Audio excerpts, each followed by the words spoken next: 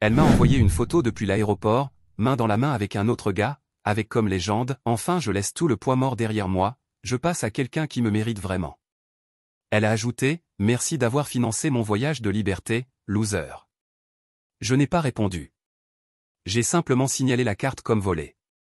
12 heures plus tard, elle était détenue à l'étranger, me suppliant de résoudre ce malentendu. Contexte à mon sujet, puisque c'est pertinent, j'ai 32 ans, je suis un homme, et j'ai passé la dernière décennie à construire un portefeuille d'investissements immobiliers à partir de rien du tout.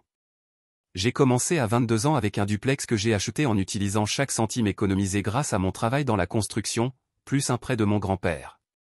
J'ai vécu dans une unité et loué l'autre, et j'ai réinvesti chaque dollar de bénéfice dans d'autres biens. Les premières années étaient brutales, je mangeais des nouilles instantanées et je travaillais 60 heures par semaine juste pour payer les mensualités du prêt immobilier, mais j'avais une vision et je m'y suis tenu religieusement. Après le duplex, j'ai acheté une petite maison individuelle à rénover. J'en ai tiré un bénéfice de 12 000 $ que j'ai immédiatement réinvesti dans un autre bien, puis un autre. Chaque succès a donné de l'élan au suivant. À la 5e année, je possédais 8 unités locatives et j'avais lancé une petite société de gestion immobilière pour m'occuper des opérations quotidiennes. À la 8e année, j'étais passé aux propriétés commerciales, petits immeubles de bureaux et espaces de vente au détail. Le flux de trésorerie provenant de ces investissements m'a permis de prendre de plus grands risques et de réaliser des profits plus importants. Aujourd'hui, je possède 23 unités locatives réparties dans 3 villes différentes, ainsi qu'un immeuble de 12 appartements que j'ai acheté et rénové l'année dernière. Entre les revenus locatifs et mon activité de revente, je gagne environ 195 000 $ par an, et j'ai accumulé une importante valeur nette. Mon patrimoine a atteint cette chiffre il y a environ 6 mois, une étape que j'avais visée toute ma vie adulte. Je ne cherche pas à me vanter, je veux juste que vous compreniez la dynamique financière qui a rendu tout ce chaos possible. Je suis passé d'ouvrier du bâtiment fauché à millionnaire par pure détermination et investissement intelligent. Ce contexte devient important quand on comprend à quel point quelqu'un a essayé méthodiquement d'exploiter mon succès. Le commencement, il y a environ 18 mois, j'ai rencontré cette fille, Sophia, à ma salle de sport. Elle a 26 ans, absolument magnifique, une de ces influenceuses fitness avec environ 50 000 abonnés sur Instagram. Vous voyez le genre, corps parfait, toujours en train de publier des vidéos d'entraînement et du contenu sur un mode de vie sain. Elle parle sans cesse d'inspirer les autres dans leur parcours fitness et de construire une communauté de femmes fortes. Quand elle a commencé à me parler, je ne pouvais pas croire qu'une fille comme elle s'intéressait à un gars ordinaire comme moi. Je ne suis pas hideux, mais je ne suis pas non plus un mannequin. Juste un gars normal qui travaille dur et qui, par hasard, a du succès financier. C'est là que j'aurais dû faire attention aux signaux d'alerte. Lors de notre toute première conversation, Sophia m'a demandé ce que je faisais comme travail, littéralement au bout de 5 minutes. Rien d'inhabituel, non. Sauf que la manière dont elle posait la question semblait différente. La plupart des gens demandent par politesse ou par intérêt banal, mais elle avait un regard intense, comme si elle collectait des informations. Quand j'ai mentionné les investissements immobiliers, son attitude a changé instantanément.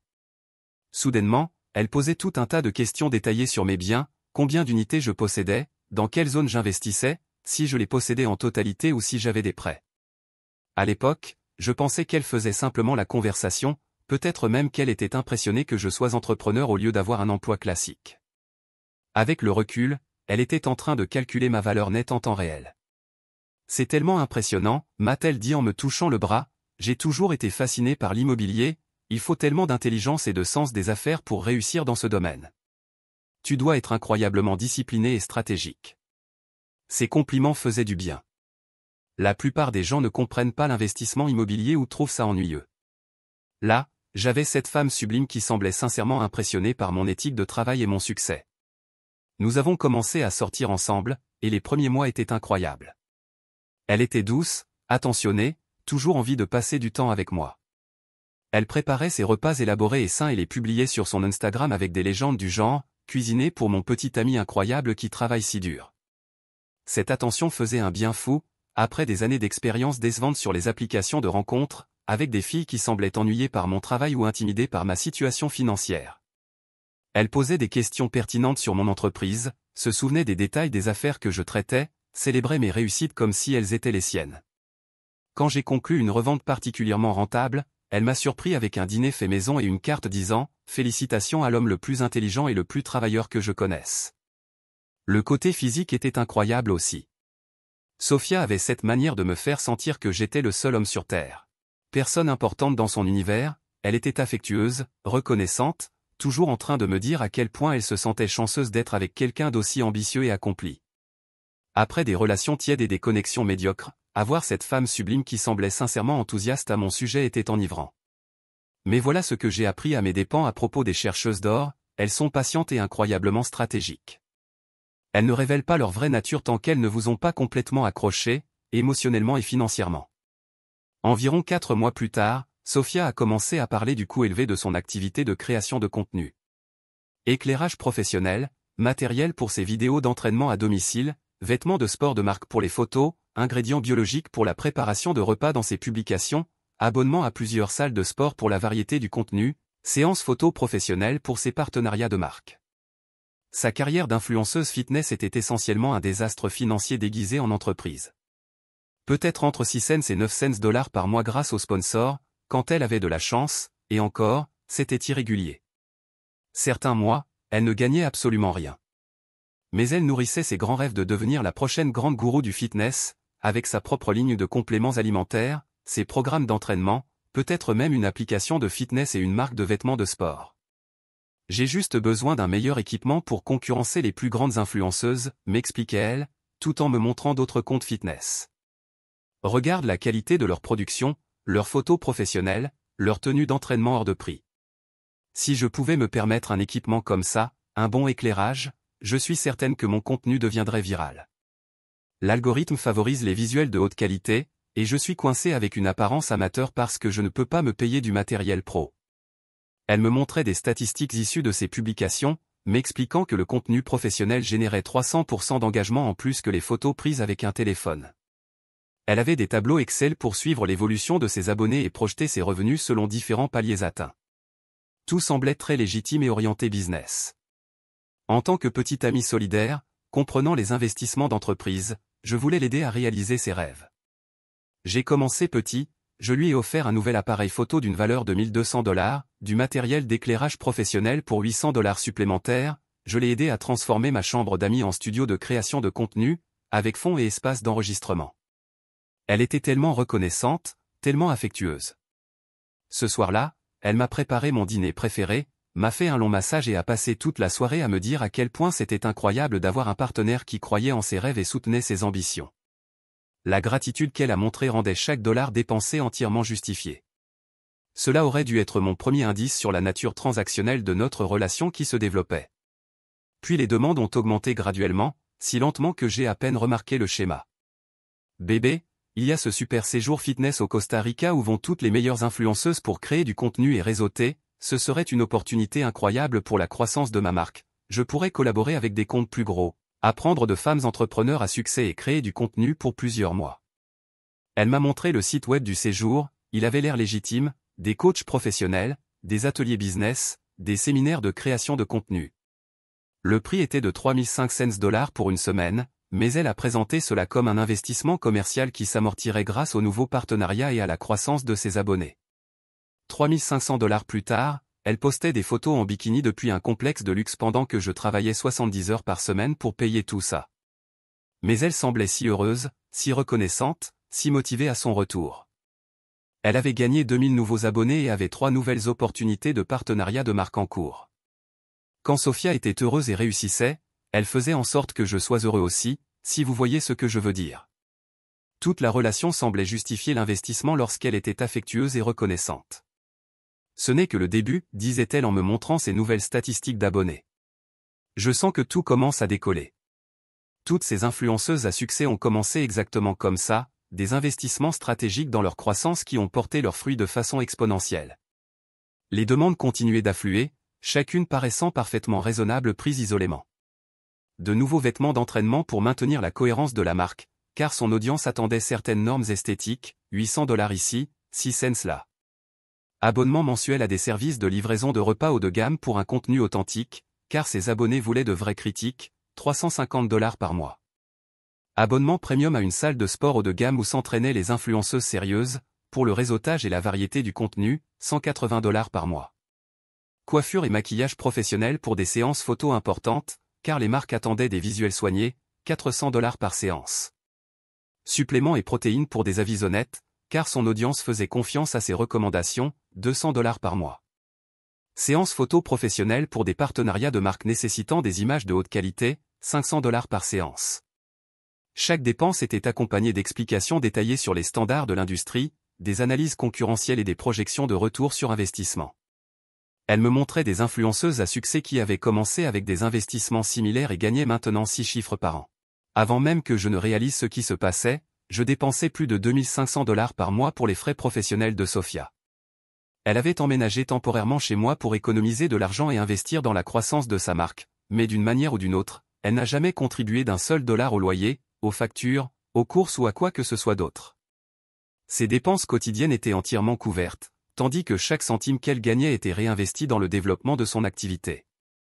Son style de vie entier était subventionné par moi, pendant qu'elle jouait les coachs fitness sur Instagram pour une audience toujours plus grande. Le pire dans tout cela était la manière dont elle a commencé à me traiter pendant cette période. Je suis passé de petit ami génial à assistant personnel et photographe, mais de manière si progressive que je n'ai pas remarqué le changement avant qu'il ne soit complet. Jake, tu peux me conduire à ce cours de yoga? J'ai besoin de quelqu'un pour me filmer pour mes stories, et tu as tellement le sens des angles. Jake, tu peux tenir mon téléphone et enregistrer cette séance d'entraînement? Assure-toi de capter tout le mouvement et de garder la lumière constante. Jake, j'ai besoin que tu restes hors du cadre pendant que je filme ce contenu de type une journée dans ma vie. Mes abonnés veulent du contenu authentique et solo qui montre mon style de vie indépendant. L'ironie de cette dernière phrase me met encore en colère. Je finançais son style de vie de rêve, tout en étant effacé systématiquement de celui-ci.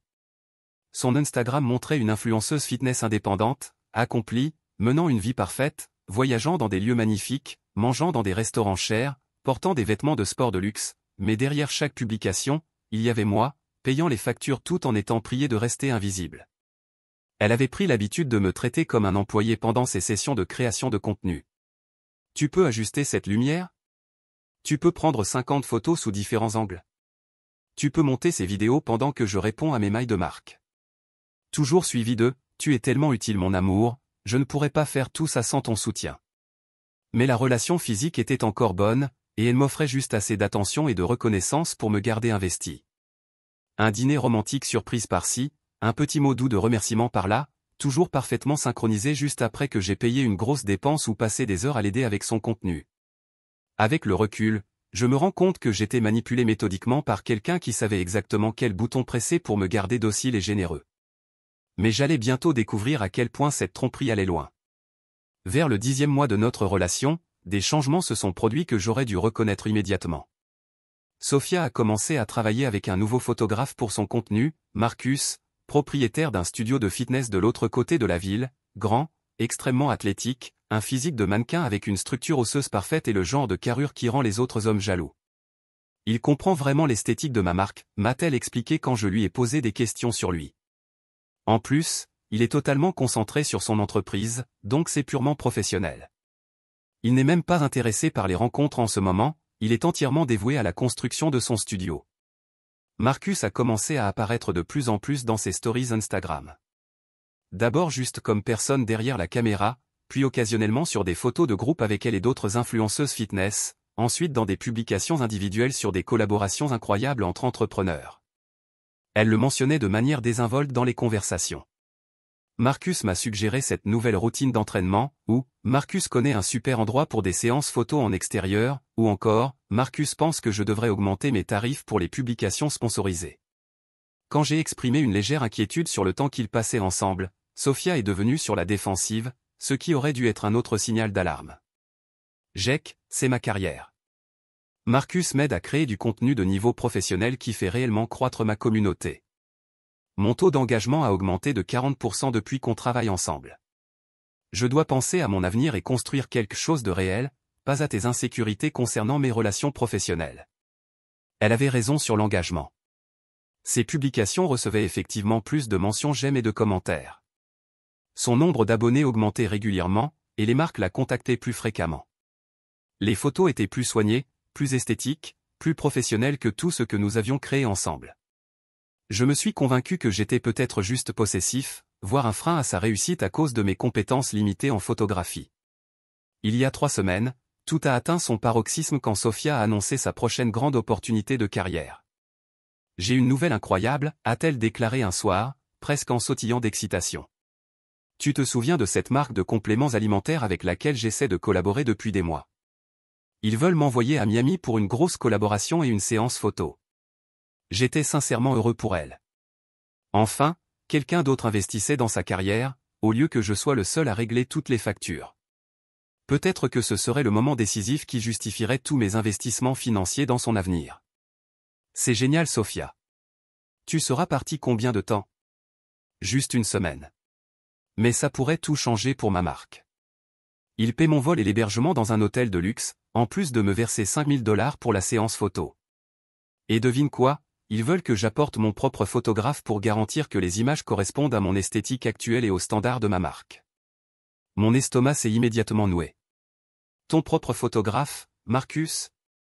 Évidemment, il connaît ma marque mieux que personne, et ils ont spécifiquement demandé que je travaille avec quelqu'un qui comprend mon style et qui a de l'expérience dans le contenu fitness.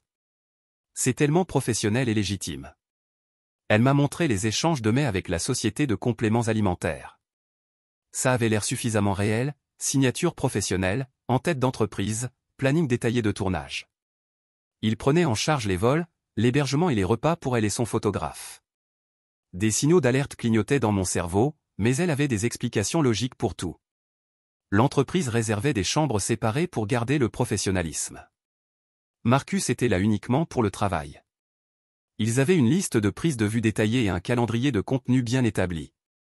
C'était le genre d'opportunité professionnelle légitime qu'elle préparait depuis des mois. J'ai déjà commencé à tout réserver via mes comptes professionnels, disait-elle, ce qui était complètement faux puisqu'elle n'avait aucun compte professionnel. Ce qu'elle avait, c'était un accès à mes cartes de crédit que je lui avais données pour ses dépenses de création de contenu 6 mois plus tôt. Comme un imbécile, je l'avais ajoutée comme utilisatrice autorisée sur mon compte de carte de crédit principal. La carte avait une limite de 25 000 $ et d'excellentes récompenses que je pensais qu'elle pourrait aussi utiliser pour ses dépenses professionnelles. J'avais justifié cela comme un soutien à ses rêves entrepreneuriaux et une aide pour bâtir quelque chose de réel. La plus grosse erreur de toute ma vie. Tu es sûr que tu dois emmener Marcus, ai-je demandé en essayant de paraître encourageant plutôt que méfiant. Je veux dire, s'ils paient pour de la photographie professionnelle, peut-être qu'ils ont déjà leur propre photographe. Ils veulent de la cohérence avec l'image actuelle de ma marque, m'a-t-elle expliqué calmement. Marcus crée mon contenu depuis des mois maintenant, il connaît mes angles, mes préférences en matière de lumière, mon style. Utiliser leur photographe créerait une incohérence dans mon feed, ce qui pourrait nuire à mes taux d'engagement. Ça semblait raisonnable. Tout dans les explications de Sophia semblait toujours raisonnable quand on les entendait isolément. Elle est partie pour Miami un mardi matin et, en réalité, je me sentais optimiste quant au voyage. Peut-être que ce serait le déclic qui justifierait tous mes investissements financiers dans sa carrière. Peut-être qu'elle commencerait enfin à gagner de l'argent réel et à contribuer à notre relation financièrement. Peut-être que Marcus était réellement juste un photographe professionnel et que j'avais été parano sans raison. Dès qu'elle a atterri, ma carte de crédit a commencé à se faire littéralement matraquer. Mais ce n'était pas des dépenses professionnelles pour une séance sponsorisée. On parlait de dîner à 400 $ dans des restaurants exclusifs, de soins au spa à 250 $, de shopping de luxe dans des boutiques haut de gamme, de surclassement en première classe que je n'avais certainement pas approuvé. Son Instagram a explosé avec du contenu depuis des lieux somptueux de Miami Beach, des clubs qui facturent 200 $ juste pour entrer, des bars sur les toits avec des cocktails à 150 $, des quartiers de shopping de luxe où un simple t-shirt coûte 300 $. Chaque photo était parfaitement composée et clairement prise par un professionnel, évidemment Marcus. Mais ce qui a vraiment attiré mon attention, c'est que sur chaque photo, Marcus était soit derrière l'objectif, soit soigneusement recadré pour ne pas apparaître, bien qu'il soit manifestement présent. Les commentaires sous ces publications étaient remplis de gens qui demandaient avec qui elle était et comment elle pouvait se permettre de fréquenter des lieux aussi chers avec un revenu d'influenceuse. J'ai essayé de l'appeler 2 fois, mais à chaque fois elle m'a dit qu'elle était en réunion importante avec les dirigeants de la marque et qu'elle me rappellerait plus tard. Elle ne l'a jamais fait. Quand je lui ai envoyé un message à propos des dépenses élevées, elle a répondu que la société remboursait tout et que je ne devais pas m'inquiéter. Au 3e jour, je devenais sérieusement méfiant. Les frais de carte de crédit approchaient les 4 000 $ et rien de tout cela ne ressemblait à des dépenses professionnelles pour une séance photo sponsorisée. Puis est arrivé le 4e jour et la photo qui a tout changé à jamais. Jeudi après-midi, j'étais en train de consulter des rapports d'inspection immobilière lorsque mon téléphone a vibré avec une notification Instagram. Nouvelle story de Sophia. La photo montrait elle et Marcus à South Beach, portant tous deux des maillots de bain assortis de créateurs qui coûtaient probablement plus que le loyer mensuel de la plupart des gens. Ils ne posaient pas comme photographe et cliente ni même comme simples amis. Son bras à lui était autour de sa taille de manière clairement possessive, sa main à elle reposait sur son torse, et ils riaient tous deux à quelque chose hors champ avec ce langage corporel intime qu'on ne voit qu'entre les couples. Mais c'est la légende qui m'a anéanti. Enfin débarrassé de tout le poids mort dans ma vie, je vis ma meilleure vie avec des gens qui comprennent réellement ma vision et soutiennent mes rêves. Miami a été absolument parfaite. Nouveau chapitre. Alerte mise à niveau terminé. Je vis dans l'authenticité. Poids mort. Voilà ce que j'étais pour elle. Le gars qui avait dépensé plus de 60 000 $ pour financer son mode de vie pendant 18 mois était du poids mort. Je suis resté à fixer cette photo pendant probablement 15 minutes, essayant simplement de digérer la trahison totale. Ma petite amie postait des photos de couple avec un autre homme, tout en m'appelant poids mort et en dépensant mon argent pour le faire. Mais ce qui m'a fait passer du cœur brisé à la fureur absolue, c'est que j'ai reconnu ce club de plage en arrière-plan. Je l'avais vu sur mon relevé de carte bancaire ce matin-là. Nikki Beach Miami, 1200 $. Le montant correspondait à un pass VIP journalier avec service bouteille pour 2 personnes. Elle utilisait ma carte de crédit pour financer sa escapade romantique avec ce type tout en m'humiliant publiquement sur les réseaux sociaux, devant tous ses abonnés. Le niveau d'irrespect et de cruauté était à couper le souffle. Ce n'était pas seulement une infidélité, c'était une humiliation calculée, en me faisant payer le privilège.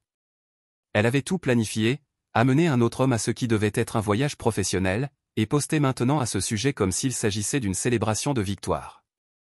J'ai commencé à faire défiler ses autres publications récentes avec un regard neuf. Tous ces dîners coûteux, ces virées shopping de luxe, ces soins spa, elle documentait sa semaine romantique avec Marcus tout en facturant tout à ma carte. Le pire était de lire les commentaires sous ces publications. Des centaines de ses abonnés écrivaient des choses comme « Tu mérites ça, living your best life, goal », sans avoir la moindre idée qu'il célébrait sa trahison envers la personne qui finançait tout son style de vie. Mais au lieu de l'appeler en hurlant ou de laisser des commentaires haineux sous ses photos, j'ai compris que j'avais une bien meilleure option à disposition. Une option bien meilleure, qui lui montrerait exactement à quoi ressemble réellement le poids mort. Voilà ce qu'on apprend en possédant plusieurs biens immobiliers et en dirigeant une entreprise, on apprend à réfléchir systématiquement face à un problème. On ne réagit pas juste émotionnellement, on analyse la situation, on identifie toutes les composantes et on élabore une solution complète. Sophia ne me trompait pas seulement, elle abusait financièrement de moi, m'humiliait publiquement et me traitait comme son distributeur personnel tout en étant intime avec un autre homme grâce à mon argent. Cela méritait une réponse stratégique, qui s'attaquerait à tous les aspects de sa trahison. J'ai passé le reste de l'après-midi du jeudi à tout documenter. Capture d'écran de ses publications Instagram, copie de mes relevés de carte bancaire, conversation par message, toute la trace numérique de notre relation. Je voulais avoir la preuve exacte de la façon dont elle avait profité de ma générosité et de mon soutien. Ensuite, j'ai commencé à calculer exactement combien de soutien financier je lui avais apporté. 63 000 $ de dépenses par carte de crédit sur 18 mois. 2100 $ de moyenne mensuelle pour ses abonnements en salle, ses plans alimentaires, ses compléments et ses dépenses professionnelles. 8500 $ en espèces que je lui avais données pour du matériel et des opportunités d'investissement. Coûts liés au logement, loyer, charges, courses puisqu'elle vivait chez moi, environ 1800 $ par mois. Assurance auto, assurance santé, forfait mobile, abonnement au service de streaming, 450 $ mensuels. Soutien financier total, un peu plus de 89 000 $ en 1 an et demi. Et elle avait le culot de m'appeler poids mort tout en dépensant mon argent avec un autre homme. Mais voilà ce que Sophia ne comprenait pas à propos de sa situation. Je contrôlais absolument tout dans sa vie. Les cartes de crédit étaient à mon nom, elle n'était qu'utilisatrice autorisée. Les abonnements aux salles de sport étaient sur mes comptes. Son forfait mobile faisait partie de mon forfait familial, pour économiser. L'assurance auto et l'assurance santé passaient par mon entreprise. Netflix, Spotify, Amazon Prime, même le nom de domaine de son site web, tout était lié à mes comptes et mes cartes. Sophia avait bâti tout son mode de vie sur mon infrastructure financière, et j'étais sur le point de démanteler méthodiquement chaque pièce de ce système. Le plan qui a émergé était d'une simplicité magnifique. Tout annulé simultanément pendant qu'elle était encore à Miami, sans solution de secours. Programmer chaque annulation pour un impact maximal et un inconfort total. Laisser Marcus découvrir la réalité financière de son véritable style de vie. Documenter sa réaction pour ma propre satisfaction. J'ai passé la matinée du vendredi à me renseigner sur les implications juridiques de ce que je préparais.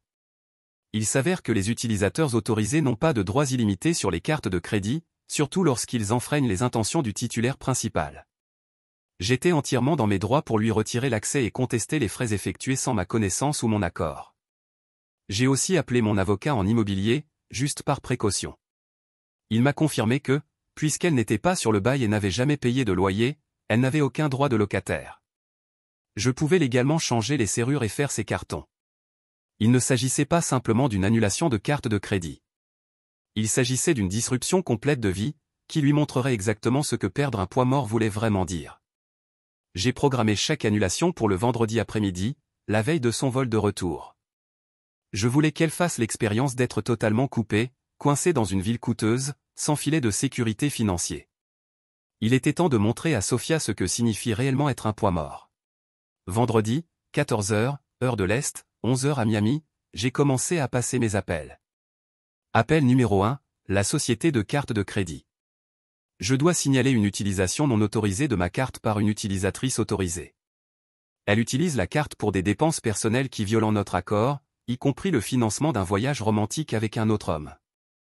Le représentant du service client a été étonnamment serviable une fois que j'ai expliqué la situation.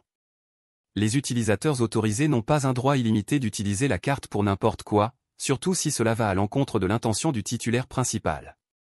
Ils ont immédiatement gelé la carte et signalé toutes les dépenses de la semaine précédente pour contestation. J'ai également demandé qu'on la retire complètement comme utilisatrice autorisée. Monsieur, cela mettra immédiatement fin à sa capacité à utiliser la carte pour quelque achat que ce soit. C'est exactement ce que je veux. Appel numéro 2, sa salle de sport principale. Je dois annuler l'abonnement que je paye pour Sophia Martinez, avec effet immédiat. Monsieur, êtes-vous sûr? Elle vient de renouveler pour une année entière le mois dernier. Annulé, c'est moi qui paie et je ne l'autorise plus. Abonnement annulé. Elle a perdu l'accès au club de sport haut de gamme où elle filmait la plupart de son contenu. Appel numéro 3, le studio boutique où elle prenait des cours spécialisés, même conversation, même résultat, annulé. Appel numéro 4, son service de livraison de repas. Je dois annuler l'abonnement de Sophia Martinez. C'est un abonnement mensuel de $340 monsieur, elle vient juste de recevoir la livraison de cette semaine. Annulé. Appel numéro 5, mon gestionnaire de propriété. Je loue mon ancien appartement à des locataires. J'ai besoin que vous changiez les serrures de ma résidence principale aujourd'hui. Ma petite amie n'y vivra plus et ne doit plus y avoir accès. Ses affaires doivent être emballées et laissées devant la porte. Appel numéro 6, mon agent d'assurance. Retirez Sophia Martinez de ma police d'assurance automobile, avec effet immédiat. Êtes-vous sûr monsieur? Elle perdra sa couverture immédiatement. C'est le but. Appel numéro 7, l'opérateur de téléphonie mobile. Supprimez la ligne de Sophia Martinez de mon forfait familial. Celui-là était particulièrement satisfaisant, car cela lui a coupé l'accès Internet alors qu'elle était à Miami. Appel numéro 8, assurance santé de mon entreprise. Je l'ai retiré de mon plan santé d'entreprise en tant que partenaire domestique. Mais je n'avais pas terminé. Loin de là. Appel numéro 9, Netflix, Spotify, Amazon Prime, Hulu. J'ai supprimé son profil de chaque service de streaming. Appel numéro 10, le photographe qu'elle avait réservé pour une grosse séance la semaine prochaine. Je dois annuler la réservation pour Sophia Martinez. Mais monsieur, elle a versé un acompte de 500 $. Cet acompte a été facturé à ma carte sans autorisation, annulé. Appel numéro 11, son hébergeur de site web. J'ai annulé le plan d'hébergement annuel que je payais pour son blog fitness. Appel numéro 12, la société de compléments alimentaires avec laquelle elle prétendait avoir un contrat. J'ai cherché leurs coordonnées et appelé leur service marketing. Bonjour, j'appelle pour vérifier un partenariat de sponsoring avec Sophia Martinez pour une séance photo à Miami cette semaine. Je suis désolé monsieur, mais nous n'avons actuellement aucun partenariat avec cette influenceuse. Le voyage entier à Miami reposait donc sur un mensonge. La touche finale fut la plus satisfaisante. J'avais encore accès à son compte Instagram, depuis des mois, quand elle m'avait donné son mot de passe pour des publications d'urgence si son téléphone avait un problème. Je me suis connecté et j'ai effectué quelques changements stratégiques. D'abord, j'ai modifié l'adresse email associée au compte, la remplaçant par un email temporaire que j'avais créé. Ensuite, j'ai changé le mot de passe. Enfin, j'ai posté une story. Pause des réseaux sociaux pour me recentrer sur une vie plus authentique et alignée avec mes moyens. J'ai réalisé que je projetais un style de vie que je ne peux pas réellement me permettre et j'ai besoin de revenir à l'essentiel. Merci de votre compréhension. Ensuite, je me suis déconnecté et j'ai modifié toutes les informations de récupération pour qu'elle ne puisse pas récupérer l'accès. À 16 heures, j'avais méthodiquement démantelé chaque aspect du style de vie qu'elle avait bâti avec mon argent. Il ne me restait plus qu'à attendre qu'elle découvre le chaos. Les appels ont commencé plus tôt que prévu. Le premier est arrivé à 14h30, heure de Miami, moins d'une heure après le début de ma série d'annulations. J'étais encore en mode vengeance, donc j'ai laissé l'appel aller en messagerie vocale. Puis un autre appel, puis 8 autres en succession rapide. J'ai décidé de la laisser paniquer un peu avant de répondre. La progression de ces messages vocaux était absolument incroyable. Message numéro 1, 14h30. Jek, hey, quelque chose de bizarre se passe avec la carte, tu peux me rappeler quand tu reçois ça. Message numéro 3, 15h15. Jek, c'est urgent, la carte a été refusée au déjeuner et maintenant elle ne marche plus nulle part. S'il te plaît, rappelle-moi immédiatement. Message numéro 6, 16h. Jek, t'es où? L'hôtel dit qu'il y a un problème avec notre mode de paiement et ils veulent qu'on règle la note immédiatement. Appelle-moi tout de suite. Message numéro 9, 16h45. Jek, j'ai vraiment peur, il menace d'appeler la sécurité et mon service mobile vient de s'arrêter. Marcus ne peut pas tout couvrir. S'il te plaît, rappelle-moi, je vais tout expliquer. Message numéro 12, 17h30. Celui-là, c'était elle qui s'effondrait complètement, en pleurs. Jek. S'il te plaît, je sais que j'ai fait une erreur avec cette publication Instagram. J'étais juste excité par le voyage et ça a mal tourné. S'il te plaît, ne me laisse pas coincé ici. Je ferai n'importe quoi, juste, aide-nous. Je supprimerai les publications. Je te rembourserai. Tout ce que tu veux. Mais je n'étais pas encore prêt à parler. Je voulais qu'elle comprenne vraiment toute l'ampleur de ce qu'elle avait perdu. Vers 18h, elle a réussi à utiliser le téléphone de Marcus pour m'appeler. J'ai enfin décroché. Jek, Dieu merci, écoute, il y a eu une sorte d'erreur système. Aucune erreur, Sophia. J'ai annulé la carte. Quoi? Pourquoi ferais-tu ça? Tu n'as pas le droit. Je suis coincé ici. Tu m'as appelé poids mort tout en dépensant mon argent avec ton petit ami. Alors j'ai décidé de retirer le véritable poids mort de ma vie. Et c'est toi. Ce n'est pas mon petit ami, Jek, tu es complètement irrationnel. Les photos disent le contraire. Tout comme les $1200 dépensés dans ce club de plage romantique. Long silence. Jek, je peux tout expliquer à propos de ces dépenses. Je n'en doute pas, mais voilà le truc, Sophia. Pendant que tu postais des photos avec Marcus, moi, je faisais quelques changements. Ton abonnement à la salle de sport, annulé. Ton service de livraison de repas, annulé. Ton forfait mobile, déjà coupé. Quand tu rentreras en ville, si tu peux te payer un billet de retour, tu trouveras tes affaires emballées devant ma porte, et les serrures changées. Tu ne peux pas faire ça. C'est toute ma vie. Non, c'était ma vie que tu vivais. Ta véritable vie est celle que tu peux t'offrir avec $600 par mois en postant des vidéos d'entraînement. Elle sanglotait de manière hystérique maintenant. Jek, s'il te plaît, je rentrerai tout de suite. Je supprimerai toutes les publications. Je ne reverrai plus jamais Marcus. Je ferai tout ce que tu veux. Tu aurais dû y penser avant de décider de m'humilier publiquement tout en vidant mon compte bancaire pour tes vacances romantiques. Je te rembourserai chaque centime. Avec quel argent, Sophia? Ta carrière d'influenceuse? La carrière que j'ai financée pendant 18 mois. Je trouverai un vrai travail. Je travaillerai dans un magasin. Je ferai tout ce qu'il faut. Bonne chance avec ça.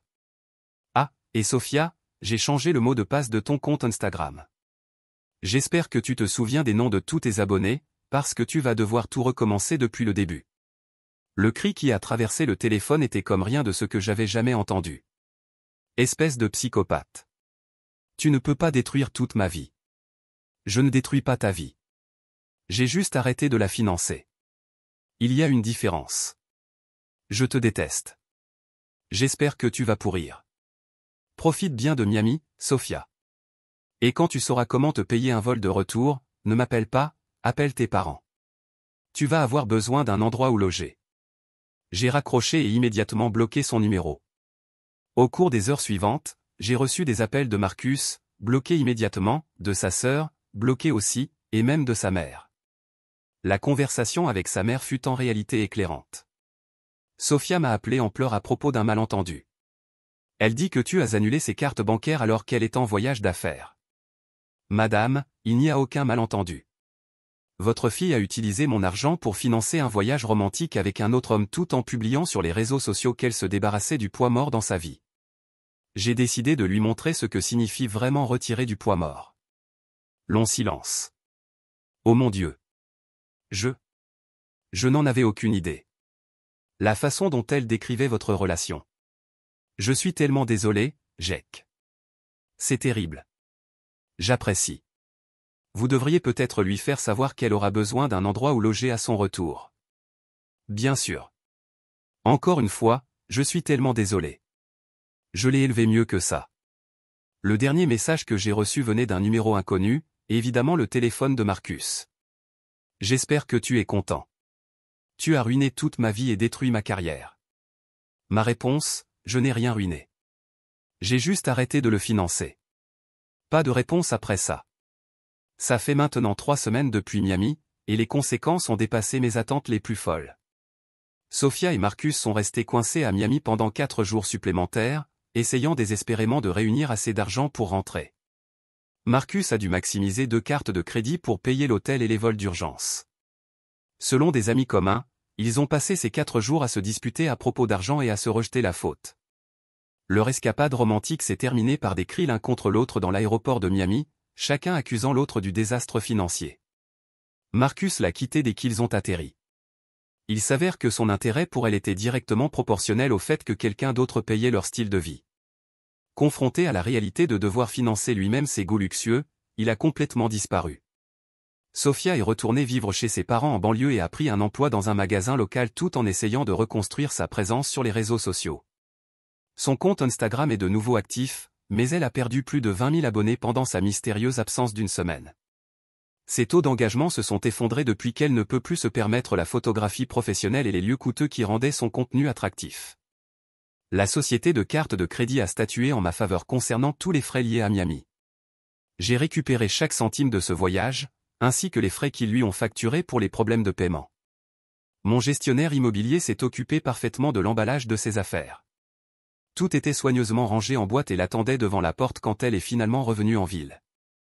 Elle n'a plus jamais tenté de me contacter après notre dernier échange de messages. Par des amis, j'ai appris qu'elle racontait aux gens que j'étais financièrement contrôlant et émotionnellement abusif. Les mêmes personnes qui avaient vu ses publications Instagram sur « Vivre sa meilleure vie » et « Se débarrasser du poids mort » ne croient pas à son récit de victime.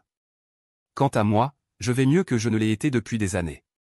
J'ai recommencé à fréquenter quelqu'un et j'ai rencontré Sarah, qui travaille dans le marketing pour une entreprise du secteur de la santé. Elle gagne bien sa vie, partage toutes les dépenses de manière égale, et semble réellement intéressée par mon travail et ma vie au-delà de ce que je peux lui apporter financièrement. Un concept révolutionnaire.